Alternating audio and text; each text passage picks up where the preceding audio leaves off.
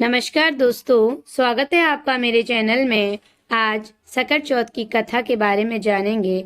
हर साल माघ माह के कृष्ण पक्ष की चतुर्थी को सकट चौथ का पर्व मनाया जाता है। सकट चौथ के दिन महिलाएं संतान की दीर्घ आयु और अच्छे स्वास्थ्य के लिए व्रत रखती हैं। इस बार सकट चौथ 29 जनवरी को है। मान्यता है कि सकट चौथ की पूजा में कथा का पाठ करने से साधक को भगवान गणेश जी की कृपा प्राप्त होती है। हिंदू धर्म में भगवान गणेश जी को प्रथम पूजनीय माना गया है।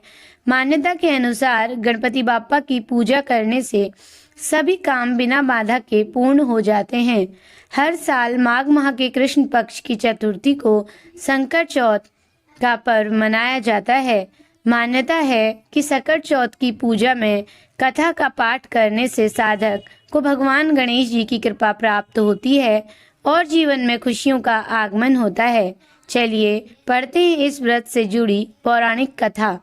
कथा के अनुसार एक बार माँ पार्वती स्नान करने कक्ष में गई।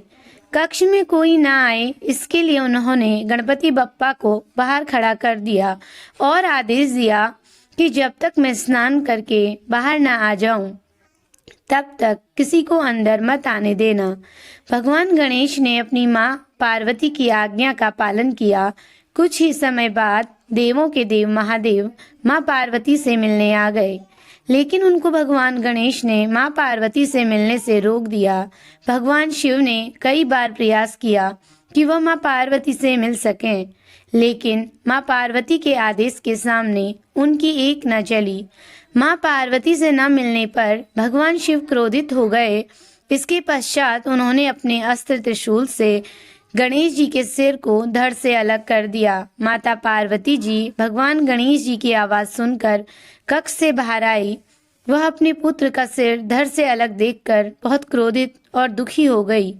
उन्होंने पुत्र को जीवन दान देने का आदेश भगवान शिव को दिया, जिसके बाद भगवान शिव ने एक हाथी के बच्चे का सिर गणेश जी के धड़ से लगा दिया।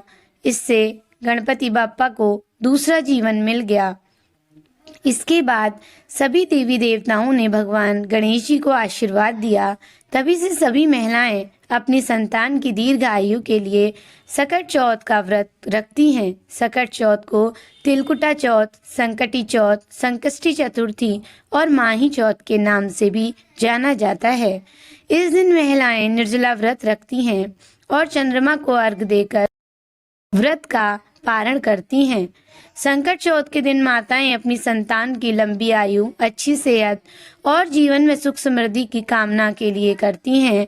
संकट चौथ के दिन भगवान गणेश की पूजा करते समय कुछ कथाएं भी सुनी जाती हैं। संकट चौथ के दिन तिल और गुड़ को बकरे का आकार दिया जाता है और फिर उसे काटा जाता है। आइए जानते हैं कि सकट चौथ की इस परंपरा और इससे जुड़ी कुछ पौराणिक कथाओं के बारे में।